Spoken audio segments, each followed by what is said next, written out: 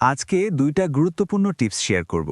যারা তেলাপোকা এবং মাছি নিয়ে বাসায় কষ্টে আছেন তাদের জন্য এই টিপসটি খুবই কার্যকর।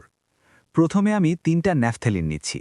দেখেন, ন্যাফথ্যালিনগুলি সুন্দর করে গুঁড়া করে পাউডার করে নিচ্ছি। এখন একটা বাটির মধ্যে নিয়ে নিচ্ছি। দেখেন, এভাবে একেবারে মিহি করে গুঁড়া করে নিয়ে নেবেন।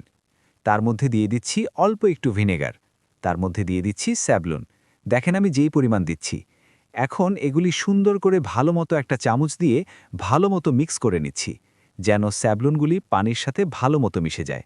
একটু ভালো করে মিক্স করবেন, যেন দানা দানা না থাকে। এরপর শিমুলতলা বা টিস্যু এভাবে পেঁচিয়ে সুন্দর করে বাস করে নেবেন। এই যে পানিটা করেছি আমি, সেটার মধ্যে চাবিয়ে দেখেন, পানিটা ফেলে দিয়ে আলমারি, কিচেন, যেই জায়গায় তেলাপোকা আছে, চাইনিজ পোকা আছে, সেগুলিতে আপনি এগুলি রেখে দেবেন। তাহলে আর তেলাপোকা আসবে না।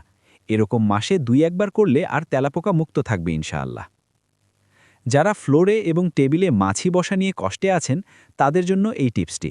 প্রথমে কিছু লবণ নিয়ে নিচ্ছি, তারপর মধ্যে একটা লেবুর রস দিয়ে দিচ্ছি, অল্প একটু ভিনেগার মিশিয়ে দিচ্ছি, 2 কাপ স্যাভলনের পানি দিয়ে দিচ্ছি, এরপরে কিছু নর্মাল পানি দিয়ে দিচ্ছি। এখন সুন্দর করে এগুলো ভালোমতো মিক্স করে নিব। এরপরে আপনার ফ্লোরে এবং টেবিলে ছিটিয়ে দিয়ে মুছে নেবেন। আর জীবনে মাছি বসবে না। ভালো লাগলে পেজে ফলো দিবেন এবং শেয়ার করে টাইমলাইনে রেখে দিবেন।